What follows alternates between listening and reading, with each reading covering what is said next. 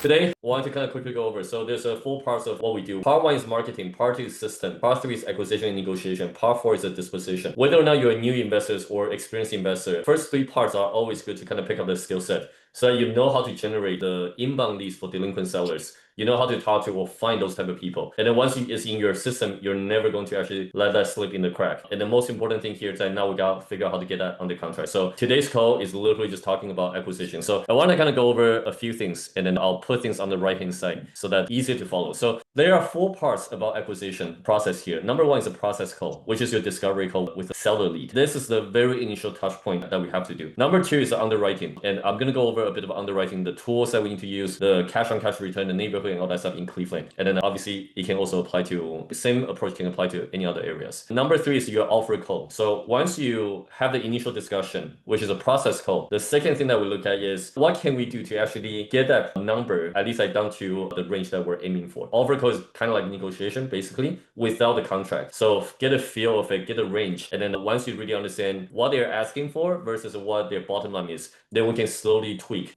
this number until like both parties are satisfied. Number four is contract call. So after we get an idea of the offer, the price point, the closing dates and all that stuff, then we make an offer. So it's a little bit different from the on-market approach. On-market, oftentimes, we're only dealing with the realtor and realtor negotiates on behalf of either ourselves or the other party. But with a seller, we kind of want to get an idea of the price first. So treat it more like a verbal offer. Once you have a range in mind, then the next one will be contract call. And there's a little tips in here to get people to actually, sign and move forward with you in that call. Because a lot of people, they obviously want to think about it. They have other decision makers and all that stuff. So I want to quickly go over everything here. And then if you guys have any questions, feel free to, either interrupt me or just ask any questions. So let's dive right into this. With Realtor, let's start with Realtor because Realtor script is actually very easy. In the States, probably the hardest part is to get Realtors to actually respond to you. That's probably the hardest part. But once you get past that point, the conversation introduction is actually pretty simple. It's just like, for example, John, how are you doing? My name's Ping. I work with Homebuyer Plus or whatever your company is.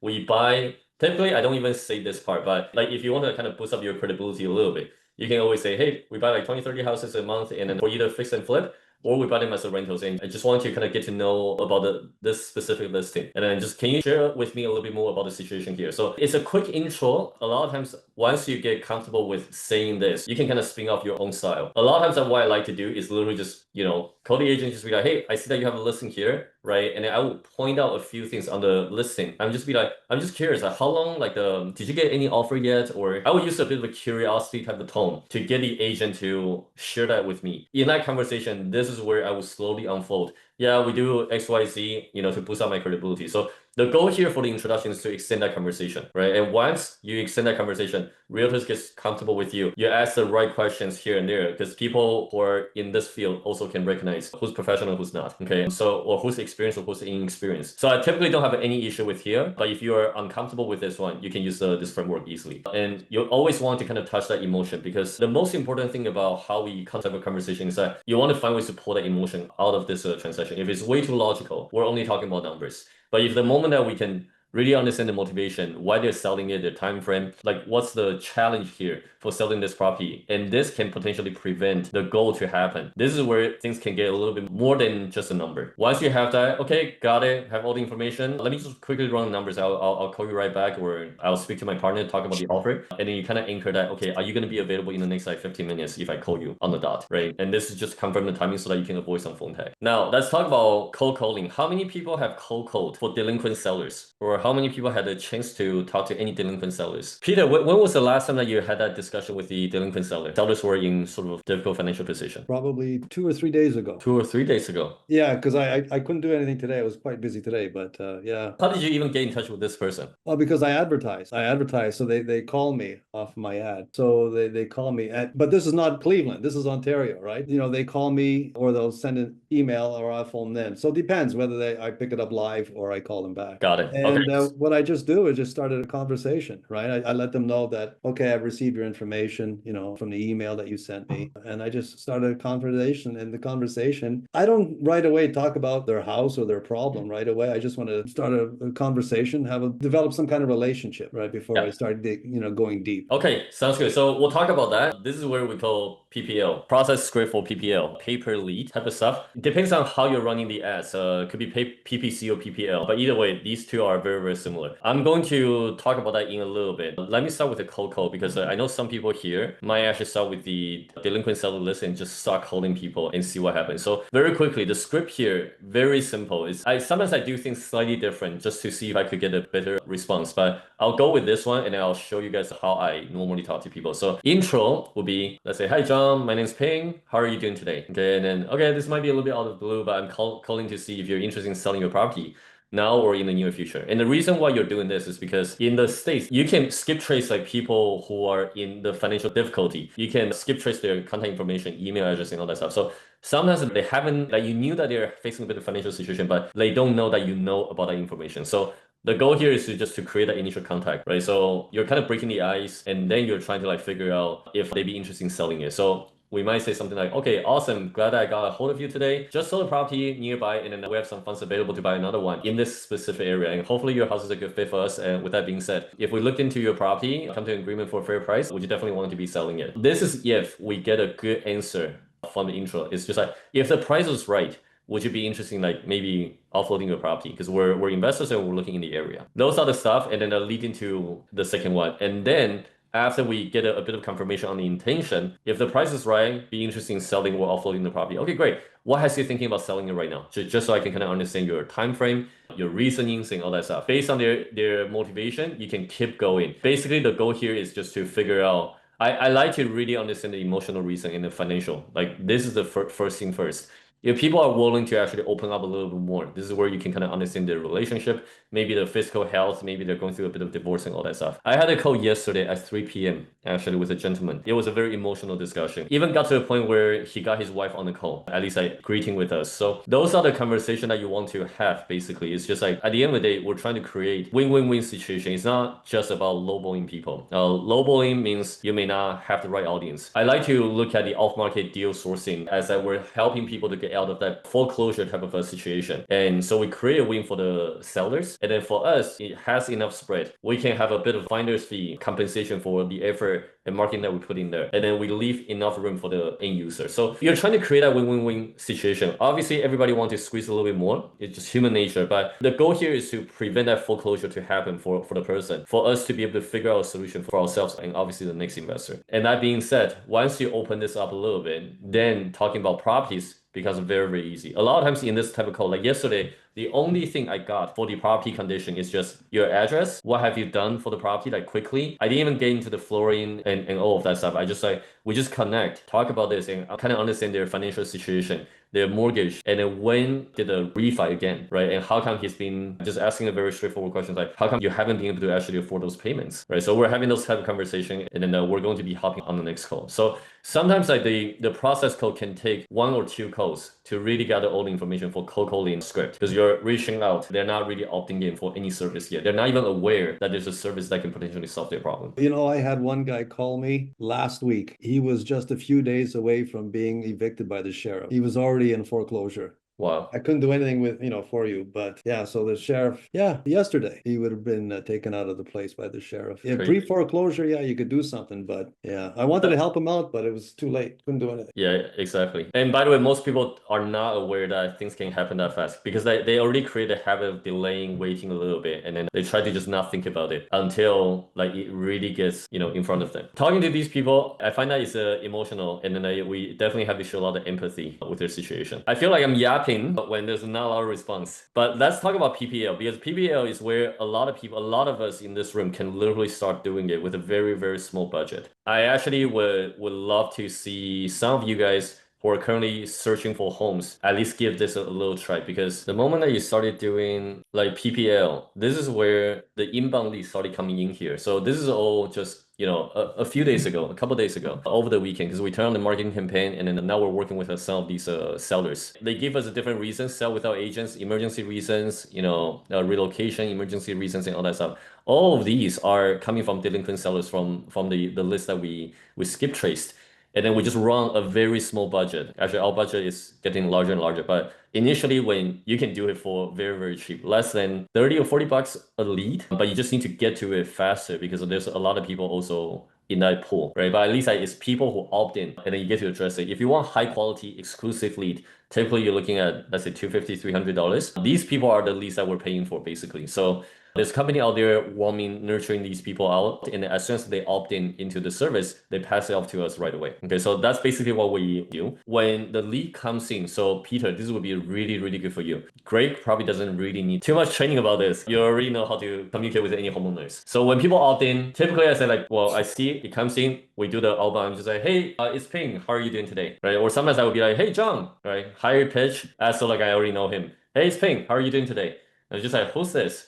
Yeah, calling because you're requesting an offer on your home. And I just want to see, like, have a quick conversation and see if it could be a good fit. Let them know, okay, yeah, no, I opt into to this, right? Because I just want to see if I could like sell it quickly, for my property, just they have some XYZ reasons. Let me take a quick like 5 to 10 minutes so I can, ask you some specific questions about the condition of the properties. And after that, maybe we can talk to our partner and see what we can get your property qualified for. So sometimes I freestyle this part because it's just getting the conversation going. A lot of times, actually, I will ask them, great, awesome. Let me see if I can help you. By the way, how come you are not considering listing the property on the market? And I will tell them right away. I'm just like, if you get your property like set up properly, stage it, clean up, and all that stuff, right? You can potentially get top dollar on MLS. I would literally say that right away, and then they'll be like, you know what, the time frame, or yeah, we have spoken to a couple different realtors, but they need us to do a repair, they need us to do whatever, but we simply don't have the budget for it. With these people, we gotta also keep in mind these leads that we're working with right now, they fell behind in social payment, they couldn't afford mortgage, they couldn't afford property tax already. They don't have the budget to actually fix things up, and typically they're facing foreclosure process, so they need the property to be done ASAP, right? So knowing that in mind, I will ask some leading questions to kind of figure out basically the time frame and why they're unable to actually list it with the realtor. And maybe they have,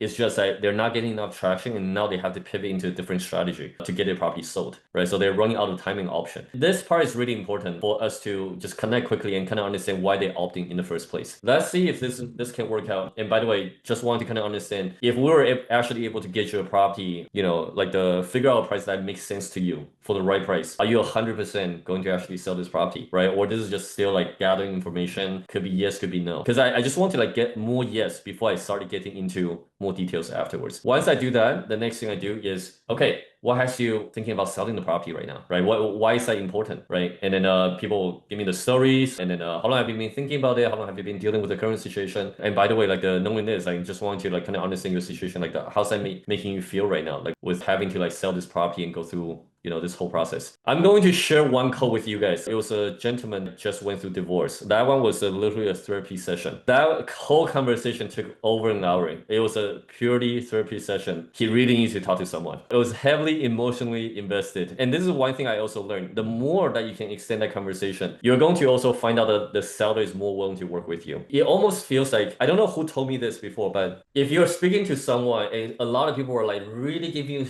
lots of information, it actually makes them want to work with you even more. All of a sudden you have a higher negotiation power. I can't remember who told me that, but I find that theory is very, very applicable into real estate in general, actually. Figure out how to do this. The rest, very simple, because once you get into that conversation, it's just like, okay, let me see if this can actually make sense to you. So how many bedrooms you have, how many bathrooms you have for your property. And this, you can literally like easily use Zillow, PropStream, all those software to quickly pull out the information. And then as they're going over that, you just kind of making a notes and just be like, okay, when was the last time that you updated your kitchen, bathroom, how old is the roof? You're kind of just gathering all the information. And if there's any friction on them giving you those information in a sense that, hey, I don't really know you, I don't know if I want to share all the information, then typically at what I say is like, oh, no worries. Honestly, I just want to see if I could run the number properly so that it does, like I'm giving the one accurate number so that we're avoiding going back and forth, right? Because it would not be good if I give you a number and then I found out something else and then I have to like negotiate with you. That's the least thing that I want to do. I want to like figure out what is the range so that I'm not wasting your time and then I'm also not investing too much time if I know it's definitely not going to work out. This is how we can quickly gather the information, and the rest is just, kind of like a note, right? If the conversation goes really well, I kind of look at it, I confirm the time frame, their money situation and all that stuff. The last thing, which is really important, is just setting up the right expectation for the next call. It's like, okay, I have all the information, want to quickly run through the numbers. I want to get back to you quickly so that, if there's any other plan,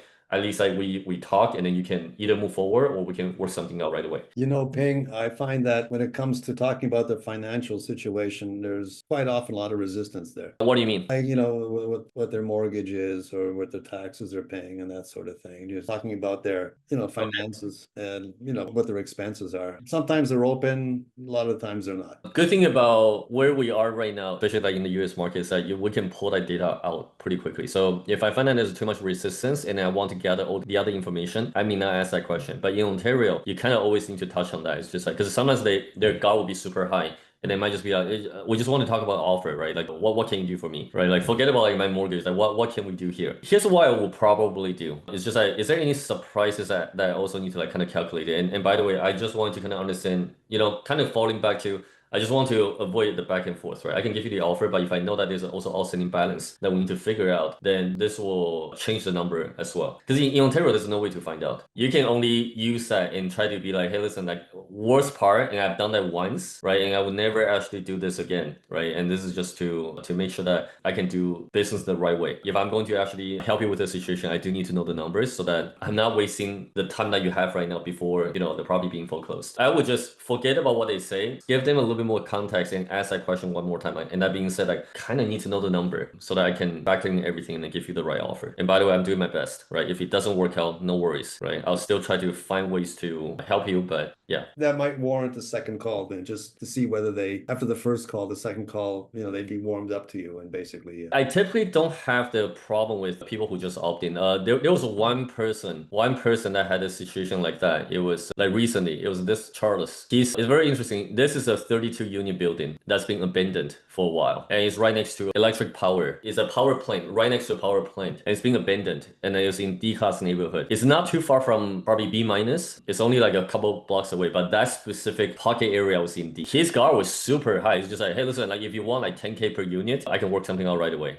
Right, you just need to tell me yes or no. And I'm just like, okay, when did you get this property for? Like how long have you owned that property? And he's just like, oh no, I got it for like a few years ago. And don't worry about it. Just let me know if you can do this. So the conversation was like, there's a lot of friction. And then I had to like really take my time and be like, okay, listen, I'm gonna try to get you the offer, 10K per unit if the condition is decent, right? And then like I think like it's workable and I don't have to go do a lot of like issue with the permitting process and all that stuff. Then yeah, I'll look into the number. I'll see if I can like at least get you an offer, right? But me saying that alerts him. It's just, oh, he's already telling more, right? So sometimes we just need to ask differently and be like, listen, like whenever I'm getting an offer, I also don't want to go back and forth. You wouldn't like that. And also like you're looking to sell for a reason, right? If I want to give you an offer, let's try to avoid all the back and forth. And that's how I get into a little bit more on the motivation side. And if it doesn't work out, I'll be like, okay, let's see what we can do first, right? And then how about I go text him a couple more questions, right? And be like, hey, sorry, can we just get on a quick call? Because I really need to figure out a couple of things. The goal here has always been extending the conversation. That's all. But let's do this quickly. Renovation budget typically is the biggest thing that people want to know. So I want to share a couple files and then I can move on to the next one. So underwriting, rule of thumbs, there's only 3 numbers that we need to figure out. Number 1 is your ARV, after repair value. So quickly go over this. ARV, your rehab, and then basically your max offer. Like once you control these 3 numbers after repair value, meaning if you fix everything up, the retail standard, if the property next door is like decent, like brand new, or after you finish all the repairs, that value you can literally pull the comparables. It could be, let's say 200K, 300K, depending on where you are. And then you use that number to kind of figure out, okay, this is where I feel comfortable selling for. Then how much do I need to pay towards the rehab? And the last one is like, okay, now I figure out this number because sometimes it can range from, depending on the standard of the rehab. Sometimes people budget for like 60K, but it turned out to be 80K, right? Sometimes people are budgeting about like, oh, I don't want to spend more than 35K, and then it's totally under budget. So these are the big variables in here. So once your ARV is anchored, you figure out roughly the rehab at the best and worst case scenario. And then the last thing is just figure out, okay, this is how much I can offer. Okay, so if I'm using some example, 300K for example, right, rehab is 50K. And then I might also say, I want to have at least like 50K or 30K, well, because we're in tier 2 city, 30K spread in here. And then on top of that, there's a closing fee and all the other stuff. So once I anchor these numbers, then I can easily push it to my maximum offer here. Let's say closing is 20K. 10K. Sometimes I'm still using Ontario numbers. 10K for closing, carrying costs, and all that stuff, right? So once you do all of that, 50, 30, and 10, now we're looking at, let's say, 90K. So your max offer to close on this property now is 210.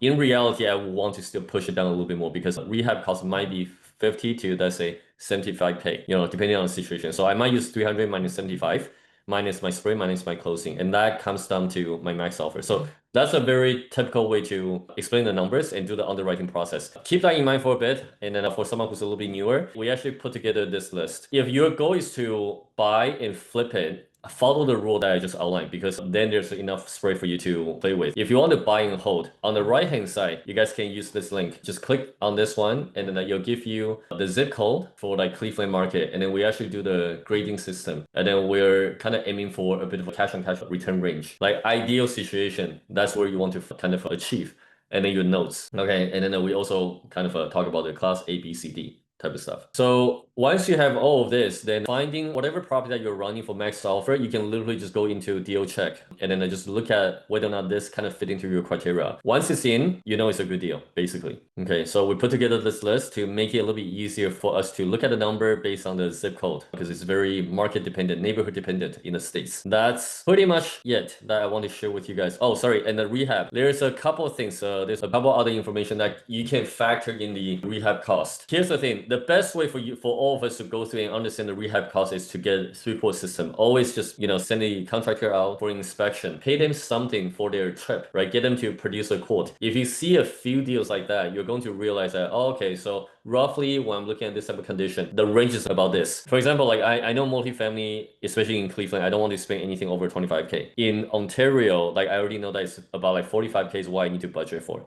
40 to 45K to be able to really turn around the units. So I've seen enough of ballpark to be able to come to that intuition. If you don't have that experience yet, we can definitely crunch the numbers, that using our existing deals or previous deals, and that way you'll be able to get some sense of it. But if you want to kind of understand the number, there's a cleanup rehab, there's a lipstick, there's a full rental. Always try to prepare for full rental when you're looking at, property that are pretty old, like anything like around or before like 1960. Actually, that's not even true. Anything that's outdated, and then you feel like, okay, kitchen, bathroom probably requires a bit of a renovation, new kitchen, new bath, right? Always go for this number, because like $35 to $40, that includes a GC, like the general contractor's fee in there, plus the supplies and all that stuff. So this number will actually be pretty safe, right? So if this number works out, great. If there's a few things that you can remove, then you can kind of fall back into here, but never start with 5 to 10, because there's always surprises. Per square footage numbers on the repair estimate, fairly close. Yes. Yeah. Paulo, I do believe that 35 to 45 is pretty close, because we ran a lot of numbers and then you always kind of fall into these two. Exterior rehab, those are the stuff that can give you surprises with the number. Okay, firescape, the landscaping, the siding and all that stuff, that can really change your numbers quite a bit. So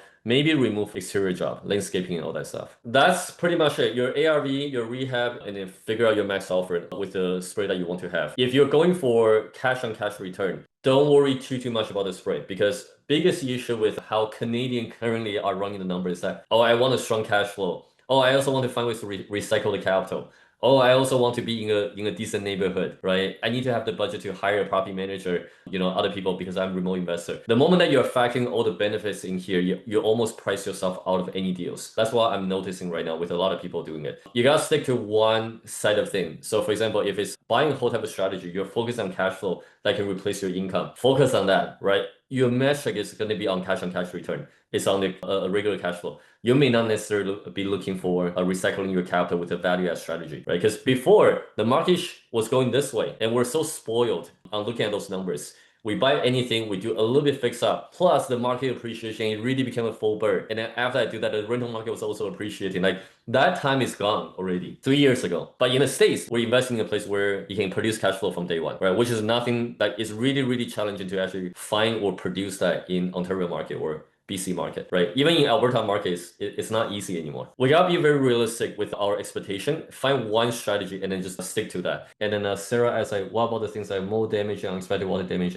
Those are not going to be part of the full renovation here. Okay, I don't want to give too many different formulas, because sometimes I do like to use a couple different indicators and see if those fall into my criteria. But with this question, if there's any, water damage, structure issues and all that stuff, right? It wouldn't be in here. It would be going back to the seller and renegotiate the price point. Once you renegotiate that, you have that budget to fix up the structure issue, the roof issue, the whatever issue. Then you use $35 to $45 per square feet for your full rental. Anything outside of this, yeah, I wouldn't include. Otherwise, this can easily go up to like $50, $60. Yeah, and I heard Alberta market is declining right now. Okay, one last thing for you guys. If you guys wanted to kind of see how I evaluate a property, feel free to give this a video watch. Like I film it kind of just using one specific sample. There's 8 different checkpoints that I do to really assess whether or not it's a good deal. Once you get good at it, typically 10-15 minutes can allow you to really evaluate one deal and then have the confidence to at least like put in an offer. Additional resource, there's a rehab estimator. I'm not going to go over these two. If you have the right deals that's coming into the pipeline, and I feel like it's important for us to use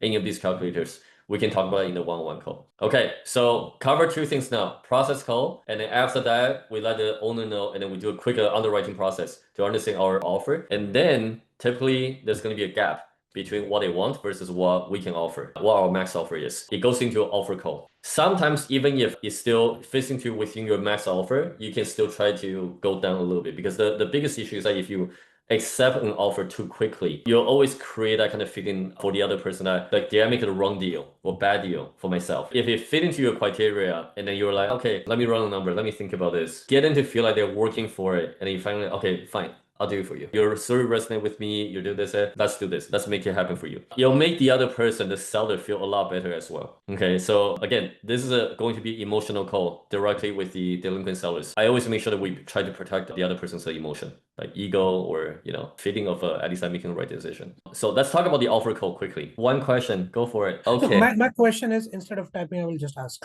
You're Sure. saying this is a lot of information overload for me because I'm brand new. My question is this for wholesaling, or is this, encompassing a lot of other real estate aspects as well?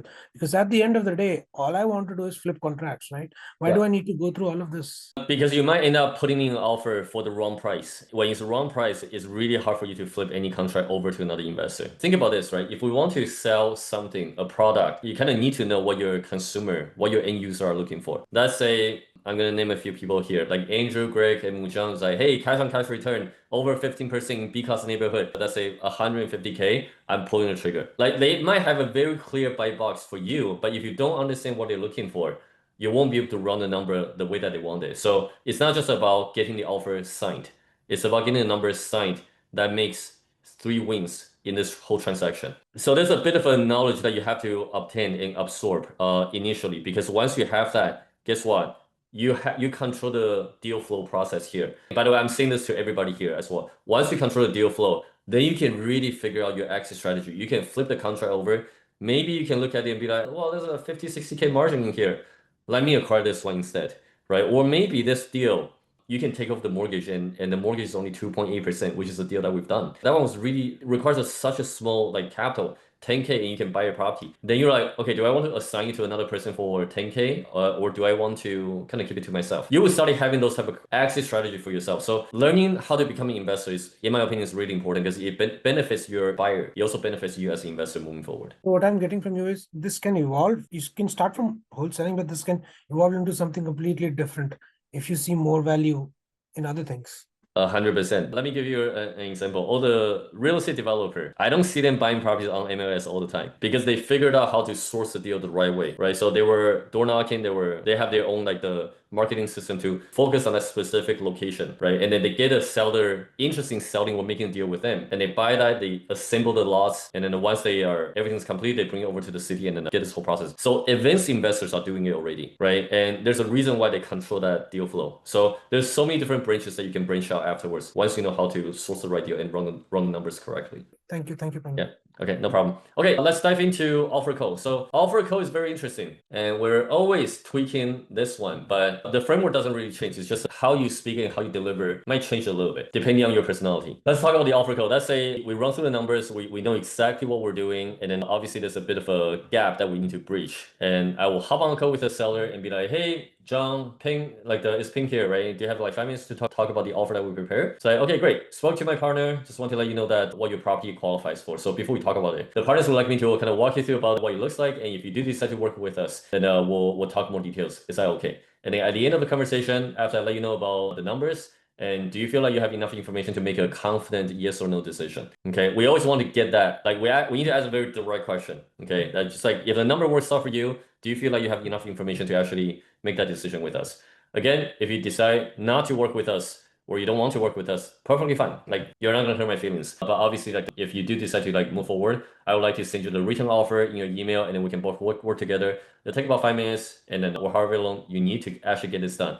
And then after that, our transaction coordinator is going to come in here, help you out, and then we'll figure out the closing and all that stuff. Is that okay? So about the property, then you go into this. So this is just kind of like get people to understand what the next step is going to be. And what I usually like to do is just like the whole point of this is to show them what the next step is and potentially be they're moving forward. The real question here is, do you feel like if we can actually get your number done, give you the time frame that you need, do you feel like you have enough information to either give me a yes or no answer? And if it's a no, totally okay. But if it's yes or more details that you need, we'll figure out how to get all of that done so that we can get a yes at the end. That way, in the prospect minds, they're not thinking about, okay, it's just a maybe. Like if there's a maybe, let's talk about it. So my previous call with this therapy session, the biggest issue was that he just went through divorce. Even after divorce and you need to sell a property without your wife's name on it, you still need a wife's signature on selling the property. So that was one of the challenges that we had to deal with. I only knew that because I asked this question. Like, do you feel like if number, timeline, everything's good, are you actually good to like move forward? Like, can you give me a yes or no answer? Like a confident yes or no? And he's just like, I can give you yes, but I don't know about my wife. And that is the challenge. And then he went on another 15 minutes about his marriage and kids. This is where I'm like, okay, like you're going to actually find out the potential roadblock or objections in this discussion. So,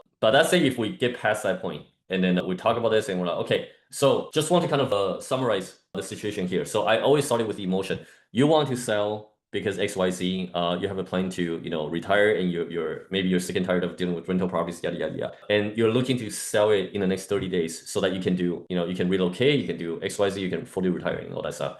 I just want to make sure that that time frame makes sense to you. I always like to talk about time frame because that is actually the most important thing for these type of sellers. Next thing I typically do is I also want to confirm that you're not looking to sell it with an agent because XYZ, is that correct? Anything else? Right? I just get them to, emphasize why they want to work with us than any other realtors on the market. And then after that, I go into the script. Okay, so like I said before, right? You want to walk away with X amount, in your pocket, right? And minus all the other stuff, your mortgage, your lien, your property tax, and all that stuff. The reason why I want to hit all these points is because I know that they're behind some sort of payment. So they can't wait to get rid of this. And then I will also sweeten the deal by and by the way, like working with us, don't need to worry about the closing costs. You don't have to pay the realtor's fee. You don't do anything.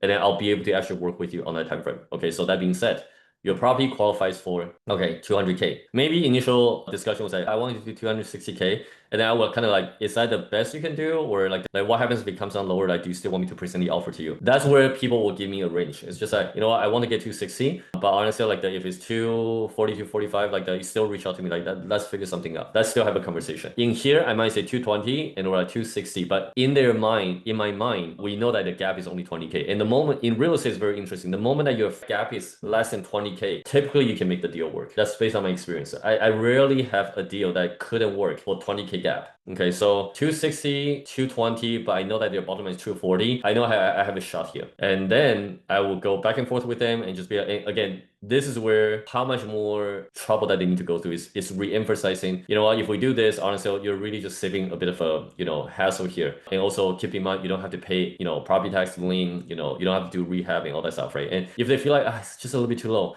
and after emphasizing all this stuff, right, the next thing I might also say is like, also keep in mind, like, what happens if you do all of the things I just mentioned, the property still doesn't sell for the price that you want? Like, what's next for you, right? I will ask that question and see like how they respond to it. And this is typically where 20K is no longer a problem, because just by being able to save that and have a bit of a certainty that I don't have to go through that and still not able to get a property sold, having the certainty with this offer will breach that 20K pretty easily. So that's basically how we handle the offer script. Once we get agreed on a price, then I'll be like, okay, just give me a few minutes. Let me prepare the purchase agreement. I'll send it over and then we can kind of hop on call again. And this is where I anchor the next, like I need to make sure that I schedule a time basically. And after that purchase agreement, we get everything drafted in Ohio, the purchase agreement is not like 15, 20 pages long. It's 3 pages. It's less, I want to say, streamlined, and it can be, as long as you cover all the points. I also want to mention that in Ohio, if you don't have assignment fee in there, it's okay. We found out about this, I think, can't remember, like at some point this summer, that every contract is actually assignable unless stated otherwise. We actually stopped including assignment clause because assignment clause always trigger more questions with seller's mindset and all that stuff. So even with realtors, so we learned that it's all assignable unless the seller or realtors put it like no assignment allowed in here, just so that everybody understand that why we're still sticking to this market is there's a lot more flexibility that we can do. Okay, key points that earnest money inspection. I'll remove this one. No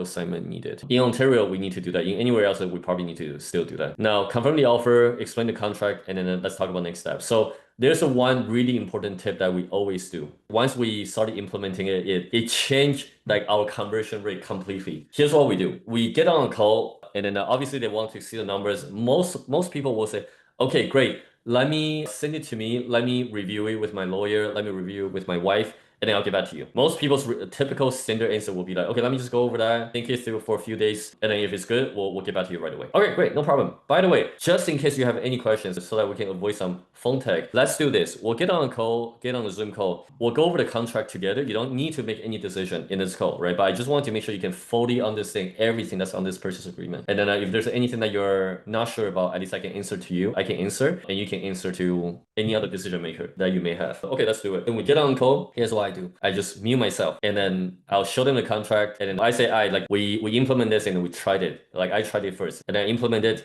I just sit silent. Basically, people are just going through the agreement. And this is very interesting because when people are going through this, when there's another person watching them going through this, it makes them want to just, go through it quickly. No questions about 6, 7, 8, 9. Okay, no problem. Pretty standard. Okay, this, Okay. And sometimes they might ask a couple questions. Oh, what happens here? This and that. Okay, done. Like, sorry, at the end of this documents, I'll be like, okay, do you feel like I'm answering, like I answer all of your questions? And they'll be like, yeah, no, actually this looks good. Pretty straightforward. Let me process it, and then I can get back to you. And I'm just like, okay, is there anything else that you feel like you need to process right here? Or this is like very straightforward and clear, and it's enough for you to make a decision? And people are just like, if it's just this, I probably don't need to think about it. And that's where we get them to sign on the call. Okay, so this really improved the conversion significantly. When people say they need to think about it, typically they're not thinking about it. They're not sitting there thinking through. They're not doing a lot of that. They just postpone the decision because it's a little bit more comfortable. And I find a lot of people, when they're going through this, they stop thinking about it, and this all of a sudden becomes a lower priority in their life. It's hard to even get on call. It's hard to even come to the next decision. And if we do need to come to another decision, we kind of need to go through why they're selling it again. Okay, people don't just reach out and be like, okay, I'm ready to sell, and I'm ready to sign. It requires a lot of follow-up and then nurturing again to get to this point all over again. Getting people on the call, go through this works really, really well. And then highly recommend people do that. Okay, any questions? This is the purchase agreement that we use if you want to wholesale and flip it. Yeah. The question is, I see a couple of homework here. The third point is focus on 3 conversations a day. For that, you need to have leads. Where do I get leads from? Okay, great question. So with you, by the way, I don't know how comfortable you are. Like, I can give you the link here. I'll show you which one to use. But basically, we have a lot of delinquent sellers here. You can literally go down a little bit more to go with the people that haven't been contacted yet. I have 6 other documents that I'm going to share with you right after this call, right after we wrap up. So pick a few. Those are delinquent sellers. That's one way to do it. Now, if you want to kind of get a quality conversation like sooner, I highly recommend you to go with realtor calls first. If I go into Zillow, here's what I would do. You go into, actually, this is what everybody can do pretty easily. I will remove the boundary, come in here, and then I might go with maximum less than 200K. Okay, because if you go too high, finding buyers may not be as easy. In here, I might go with anything above, I'll do 4+. Any bathroom is fine. I want houses and multifamilies. Okay, I don't want any townhouse, condos, apartments, and all that stuff. Okay, so now I still have 438 results. I might come in here and say square footage. I think it's important. No less than 1,500, let's say. Okay, because if it's less than 1,500, it's single family, it's way too small. And then day on market, I might go 6 months. Now I have 242 results.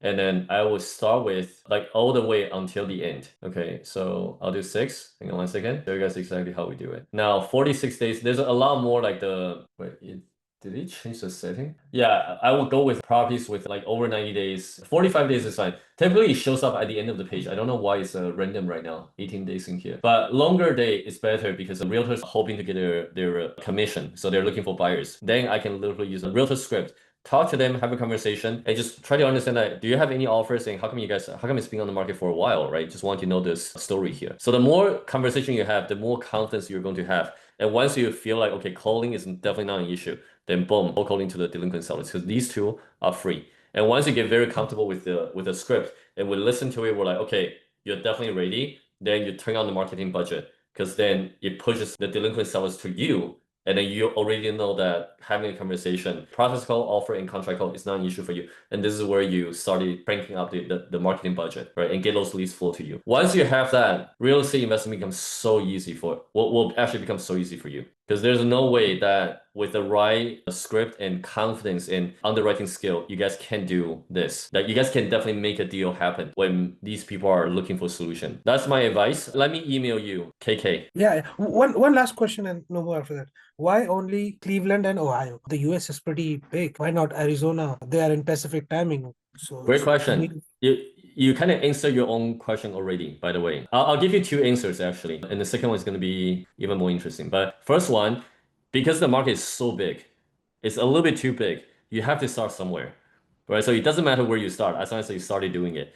But why do we choose Ohio? Is simply because we invest there, and then there's a lot of Ontario investors looking to pivot into the states. Ohio, Detroit, like the Michigan happened to be the closest one for us, right? BC, you can go into like Seattle and all those markets, but those markets are still tier one. It's still very expensive. So people who are pivoting away from Canada right now, Canadian market right now, we're all looking for tier two city, a market that's a little bit more affordable, can produce cash flow, and can somewhat like the reachable type of thing. People with 20, 30, 40K can actually get a property down there. So this is the motivation for a lot of Canadian investors. And because we know that people are doing it, because we went through this entire process, so we started like looking for like doing wholesaling or off-market deal flow in Ohio. That's my number one answer, and I hope that answers your question. You can start with Arizona, you can start with Florida, Texas, right? You still cannot skip any of these steps in order for you to get your property on the contract. Okay, now number two, I really want to share this. Let me use this as an example. Actually, I did that yesterday, but KK, like you have seen this already. When you enter, these people who came to us, sometimes we just doing into this website, and this is for us to draw that cash buyer list in the States. I can literally pick 1 year. The past 12 months, people who purchase a property all cash, right? Whether or not they're out-of-state investor or flipper, I want to see the radius of 2 miles of this property and these buyers. And I want to also turn on the skip tracing tool here. It doesn't matter if it's a single family. So this property, before I make any decision with the offer price, I pull the data out and I see 137 results in here. Now, what's really interesting about this one is that you get to see who your potential buyers are and their phone number too. Finding buyer to us is not, and by the way, this is just one of the method. There's another one that we're using that's pretty effective as well. It almost always gives us the right contact. But I'll talk about that in the next session because this is part of the disposition process. You can literally go into the icon with key. Key means they're in-state or out-of-state landlords. They're holding on to the property. Icon with tools in here means it's a flipper. So they recently purchased a property, 125K in here, like for this property. Duration is 11 months. So he purchased it 11 months ago for 125K. So if I see this and I run a comparable, I'm like, okay, my property is about like 1,500 and then whatever, and my max offer is at 100K, 110K. I can easily go to Janice and just be like, or call and just be like, hey, listen, I got this property in the area, right? Just want to know if you're expanding your portfolio. They might say yes, they might say no. I'll be like, hey, listen, like honestly, I see that you acquired for 125. Mine is actually on the contract for like 100 and 110, for example, right? Let me still send you the information. If you ever change your mind, reach out to us and then happy to kind of walk you through the deal, right? So that's how we started building a buyer list in the American side. One of the things that's really interesting is look at some of these landlords, right? 6 properties, 5 properties, they're all, decent. 70 properties. Sometimes you start seeing people who own a lot of properties and they're still actively buying properties in this area. 234 properties. This is a holding company, right? But it's very interesting to see the scalability in the States. 118 properties. You started wondering that how is it that American company are scaling this fast? 70 properties. And it almost makes people with 6 properties not impressive. It's still very impressive, but it's just like, how come like so many people can scale up so fast? Different markets. So it's very simple. Like my second question is that you see some of these, people are still buying in this area. If you go to Texas, sometimes there's going to be area where the result is less than like 50. specific areas, obviously. If you go to Florida, it's high results too. Florida, I guess the sales price is extremely high too. Right. So for you to secure it and flip it over to another, like competition is very high. And that's why I typically, when I'm strategizing business and try to like anchor one market, I don't like to go straight into downtown. Like for example, if I want to build anything in Ontario, like this is what my parents were teaching me back in 2010, 2012. They were literally saying that, hey, listen, like if we want to start building a portfolio, go with farther, like 45 to 60 minutes away from Toronto, GTA, right? And the reason why we want to go with that is because you don't want to enter into a red ocean where everybody's competing already. Your price point, everything's going to be much higher. You might as well go with a surrounding area. Once you build enough portfolio, then you can slowly getting into more like tier one for higher margin, higher risk but higher margin type of play. With that in mind, even going to the States, we pick tier two city. Even for the tier two state, we pick tier two city too. Right. And as long as the cash flow is great, the worst case that can happen is that we acquire a property that doesn't cash flow. Sorry, that doesn't appreciate but cash flow strongly. Best case scenario is that we get a cash flow plus appreciation. Right. So those are the mindset that we currently have with this market. And as long as the numbers still make sense, and I have so many different buyers, that just adds up another layer of my exit strategy and my comfort or certainty to be able to run a successful business in the States. I hope this is enough information and then I'll give you enough of an inspiration on the water is so deep in this industry. There's so many different ways to make all sort of money, buying whole bird, flip, wholesale, hotel, and then eventually graduated into like multifamily space. Some of you, I know at some point you guys might be looking into development and stuff. This is just a natural progression of real estate investor. And once you started really opening up that option for yourself and you actually make a few deals happen, it's really hard to not see those opportunities afterwards. Okay, so good question. Investor base, deal check is free. Deal check, you don't need to get into the paid version. Investor base is paid because it draws very different type of data. But if you sign up for PropStream, investor base and PropStream is very similar. Investor base just has a different user interface. So you can use PropStream. I can show you exactly how to pull the same list in PropStream. Yeah, we just chose to do that because it's less button and then we can get to coding very, very fast.